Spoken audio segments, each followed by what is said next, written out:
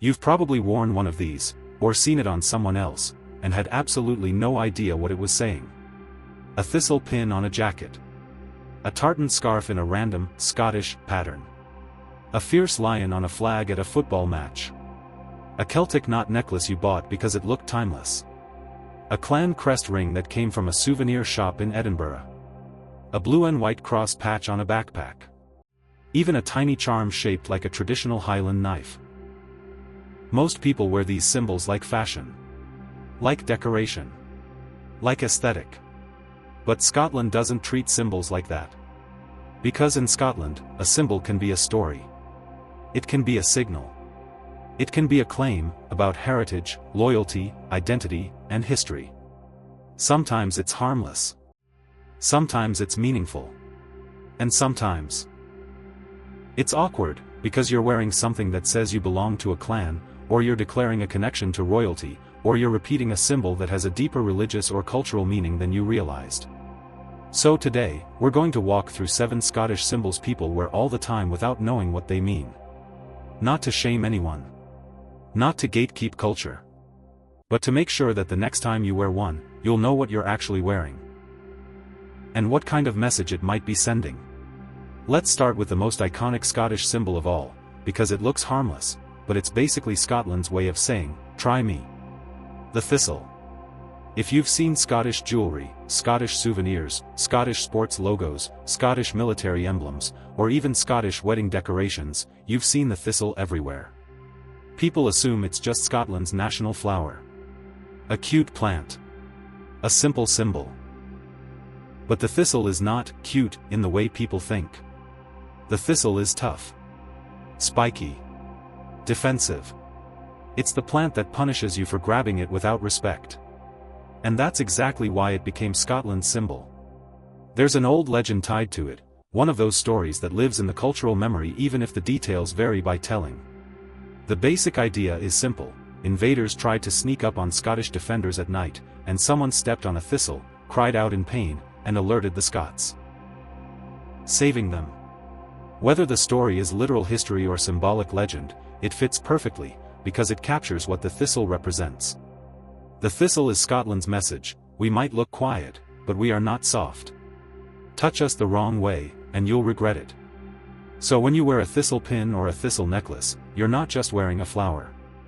You're wearing a statement of resilience, defiance, survival, pride. It's one of the safest symbols to wear because it's national, not private. It's like saying, I respect Scotland, or I feel connected to Scotland, or I love Scottish culture. But it still carries meaning. And once you understand that meaning, the thistle stops being a decoration, and starts being a badge. Now let's move to a symbol that people wear constantly, and misunderstand constantly, because in the modern world, it looks like a basic pattern. Tartan. Most people think tartan equals plaid. And plaid equals Scotland. So they grab any tartan scarf, any tartan skirt, any Scottish blanket, any phone case with a crisscross pattern, and assume they're wearing Scottish heritage. But tartan isn't just a pattern. Tartan is a system. A language. And in some cases, it's an identity marker. Traditionally, tartans became associated with families, clans, regions, and communities. The colors and the arrangement of stripes mattered. And in modern times, many tartans are officially registered and documented, including clan tartans, district tartans, and commemorative tartans. Here's the part most people don't realize: not every tartan is ancient. Some tartans are modern creations. Some were standardized later. Some were designed for groups, organizations, military units, or even events. So the misunderstanding goes both ways. Some people wear a tartan thinking it's their clan, when it's actually a random fashion tartan with no clan connection at all. And other people think tartan is purely fashion and doesn't matter, while wearing a tartan that actually belongs to a specific clan identity. In many cases, nobody will confront you. Most Scots are not walking around inspecting strangers' tartans like fashion police. But if you're wearing a specific clan tartan in certain settings, like a Highland gathering, a formal event, or a heritage community, you could be unintentionally signaling, "This is my people." And if it's not, it can feel weird. So what's the smart way to approach tartan? If you love the look, wear it. Tartan is widely worn today and is part of global fashion. But if you're buying it as your clan tartan, do a quick check. Learn the story. Learn what it's connected to. Because tartan can be more than a style, it can be a label. Now let's talk about one that looks like a generic, Scottish power symbol, but is actually very specific. The lion rampant. You've seen it. A red lion standing up on its back legs, fierce and aggressive, surrounded by a decorated border. People wear it on t-shirts, hats, flags, sports gear, and souvenirs. Most people assume it's just the Scottish lion, like a national animal logo. But it's more than that. The lion rampant is historically tied to Scotland's monarchy. It's a royal banner. It's connected to the King of Scots. It's not the same thing as Scotland's national flag. Scotland's national flag is the Psalter, the blue field with the white diagonal cross. The lion rampant is a royal symbol. And that's why it carries a different energy. The Psalter says, Scotland. The lion rampant says, Scottish royal authority. It's bold. It's dramatic. It's powerful. And that's why it shows up everywhere in sports and culture, because it looks like dominance. But if you're the kind of person who likes to know what your symbols mean, here's the key: when you wear the lion rampant, you're not just wearing a Scottish vibe. You're wearing a royal banner. That doesn't mean you shouldn't wear it. It just means you should know what it is. Because it's not just a lion. It's a crown-coated symbol of Scotland's historic sovereignty. Now, let's move from the royal banner to the one symbol almost everyone recognizes as Scotland's national flag. The Psalter. The blue and white diagonal cross. You'll see it on patches, backpacks, tattoos, football scarves, festival clothing, and all kinds of merch. People wear it casually because it feels simple. Clean. Iconic. But the Psalter is not just a design. It's tied to St. Andrew, Scotland's patron saint. And the story of the Psalter goes back centuries, tied to how Scotland developed its national identity. It's one of the most direct Scotland signals you can wear. It's like wearing the flag of a country. Which means it's powerful, even if it looks minimal. And that's why it shows up in everything, from sports to politics to identity movements. Wearing the Psalter usually communicates pride, connection, or support. It can also communicate a sense of Scottish identity, especially when worn in certain contexts. And here's a small but important detail that clears up a lot of confusion. People often mix up three symbols: the Psalter, the lion rampant, and the Union Jack. The Psalter is Scotland's flag. The lion rampant is the royal banner. The Union Jack represents the United Kingdom. So if you're wearing one thinking it means another, you might be sending a different message than you intended. Now we're going to step into the world of jewelry, tattoos, and Celtic aesthetic. Celtic knots. If you've ever bought a necklace with an interwoven knot design, there's a good chance you were told it was Irish, or you assumed it was Irish. Because in pop culture, Celtic knot often gets automatically labeled as Irish. But Celtic knotwork isn't exclusive to Ireland. It appears across Celtic cultures, including Scotland. Scottish art traditions have their own knotwork history, especially in medieval manuscripts, stone carvings, and religious art. The visual language of interlacing lines, endless loops, and complex patterns is part of a broader Celtic world. And that's why you'll see knotwork everywhere in Scottish-inspired jewelry and tattoos. So what does it mean? Usually, Celtic knots represent interconnectedness, eternity, continuity. The idea that life doesn't break into neat straight lines. It loops. It ties together. It continues. Some knot designs carry specific meanings in modern interpretations, like love, loyalty, family, or spiritual connection. But the deeper truth is this: knotwork became popular because it visually communicates something ancient and timeless. Something that feels like it belongs to a deeper world. So when you wear a Celtic knot, you're often wearing an idea: eternity, connection, legacy. And here's the part many people miss: knotwork designs can be general, or they can be very specific. A simple knot band is usually just a general Celtic symbol. But some designs are tied to particular religious settings, historical manuscripts, or cultural traditions. So if you want to wear Celtic knots respectfully, here's the best approach: know that it's broader than Ireland, and treat it like heritage art, not just mystical decoration.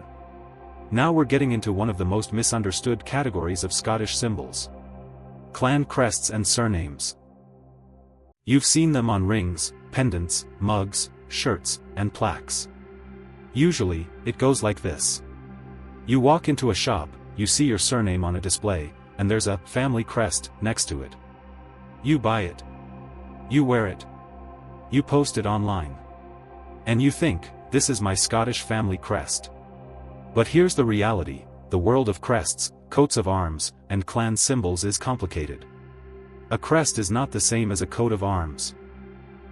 A coat of arms is a formal heraldic design historically granted to a specific individual, not to every person with the same surname. A crest is part of that heraldic achievement, often appearing above the shield.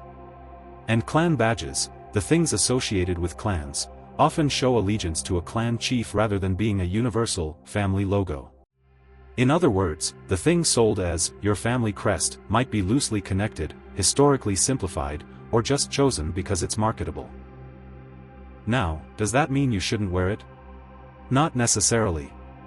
But it does mean you should know what wearing it can imply. Because to someone who understands clan culture, a clan crest can look like a claim of belonging. Like saying, "This is my clan." Or, "This is my lineage."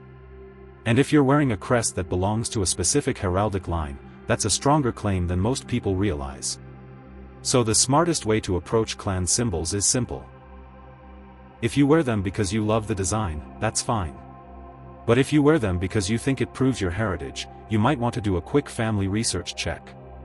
Because symbols aren't the same as genealogy. And even if you do have a connection, learning the story behind the clan makes the symbol more powerful.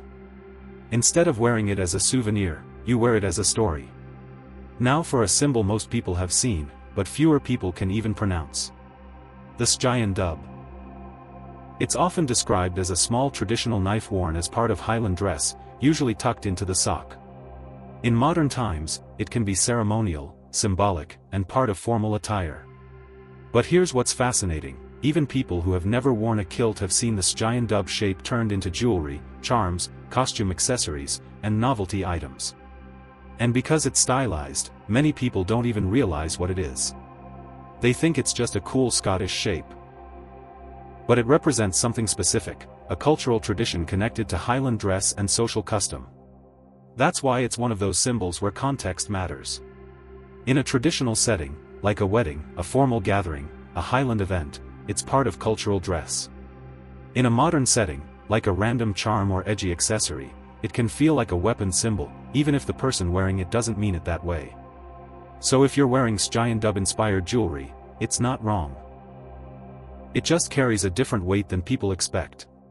It's a symbol of tradition, of Highland identity, and of an older world of dress and custom that still lives today. Now, we've covered 6 symbols. But there's one more Scottish symbol category that people wear without thinking, and it might be the most visible one of all, especially in everyday clothing. Scottish, not cross, and heritage crosses, people confuse. And the simplest example is this. People see a cross design and assume it's just decorative, or just Celtic. But Scotland has strong Christian history and religious symbolism embedded in art and tradition. Certain cross designs have meanings tied to churches, monuments, and specific historical eras. And while a lot of cross designs are widely used and not controversial, the point is this. Sometimes you wear a design thinking it's Scottish vibes, when it's actually tied to faith, history, and older cultural identity. So here's the big takeaway on this last category: if you're wearing a cross-style Scottish symbol, and you want to understand it, look up which kind of cross it is. Is it meant to represent St. Andrew's Cross, the Psalter? Is it a Celtic cross style? Is it a modern design inspired by medieval stones?